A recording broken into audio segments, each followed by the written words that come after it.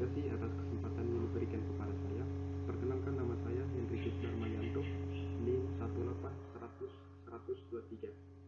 Saya dari jurusan Ekonomi Pembangunan, konsentrasi Perencanaan Pembangunan Daerah semester 5, Fakultas Ekonomi dan Bisnis Universitas Nusa Tenggara.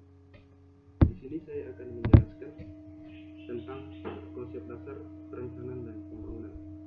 Pertama-tama saya akan menjelaskan tentang konsep dasar perencanaan. Yang pertama itu perencanaan.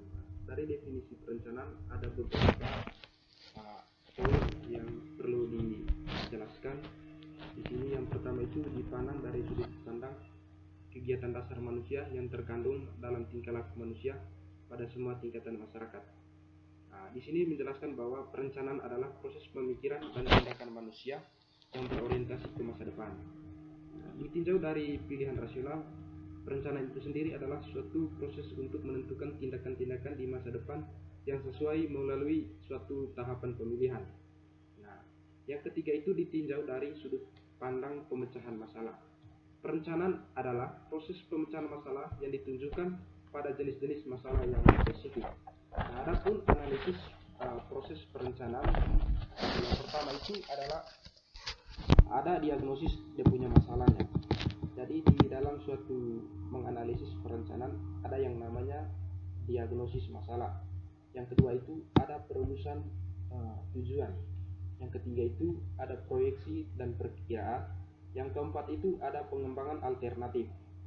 Setelah itu ada analisis kelayakan. Dari ke poin-poin tersebut tentunya ada pula corak perencanaan yang perlu kita ketahui. Yang pertama itu adalah perencanaan komprehensif, yang ketiga itu adalah perencanaan induk, dan yang keempat itu ada perencanaan strategis, dan yang kelima itu ada perencanaan EPT, yang keenam itu perencanaan advokasi, dan yang ketujuh itu ada perencanaan instrumental.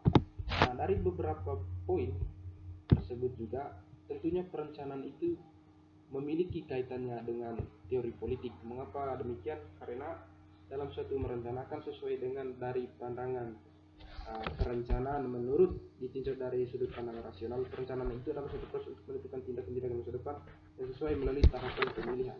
Jadi melalui tahapan pemilihan tentunya ada kaitannya dengan teori politik, di mana keikutsertaan politik dapat bisa merencanakan atau memutuskan suatu rencana yang lebih matang dan strategis. Yang berikut itu ada poin perencanaan partisipatif.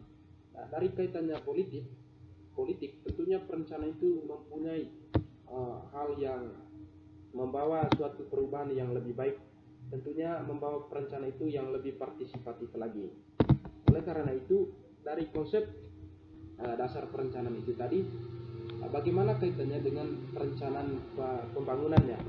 Apa indikator pembangunannya dalam hal merencanakan suatu perencanaan? Yang berikut itu adalah ada poin pembangunan.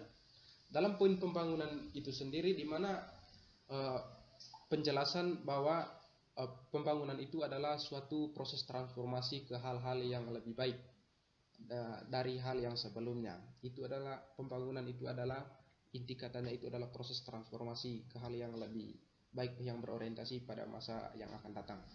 Dari pembangunan itu sendiri ada pun tolak ukur ya pembangunan. Ketika kita melakukan suatu pembangunan tentunya ada tolak ukurnya. Tolak ukur yang pertama itu adalah pertumbuhan GDP masyarakatnya.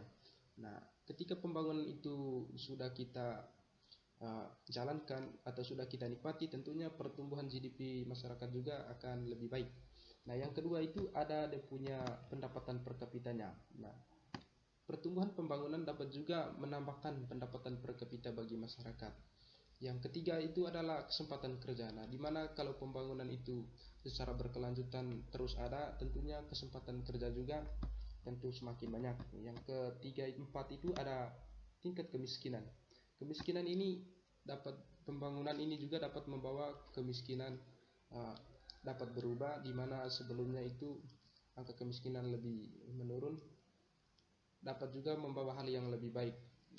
Oleh karena itu pembangunan juga memberi dampak yang sangat erat mengenai tentang kemiskinan. Yang kelima itu lingkungannya. bagaimana lingkungannya ketika kita merencanakan suatu pembangunan. Nah, dari lingkungannya tentunya kita harus menjaga keanekaragaman hayati supaya pembangunan kita itu terus berlanjut. Nah, oleh karena itu dari indikator tersebut tentunya membawa suatu dampak pembangunan yang berkelanjutan. Pembangunan berkelanjutan itu di mana pembangunan itu harus bisa dijalankan oleh anak cucu kita dan bisa dilaksanakan pada masa yang akan datang. Nah, poin ketiga dari pembangunan itu pendekatan pembangunan berkelanjutan. Pendekatan pembangunan berkelanjutan ini ada berbagai macam opsi yang ada di dalamnya, tetapi saya mengambilnya pendekatan itu melalui pendekatan masyarakatnya, pendekatan sosialnya, pendekatan ekonominya, dan yang ketiga itu pendekatan pendidikannya.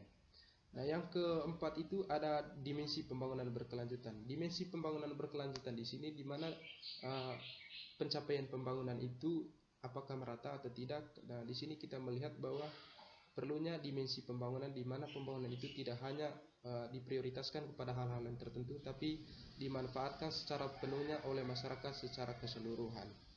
Mungkin itu saja penjelasan dari saya. Sekian dan terima kasih. Selamat siang.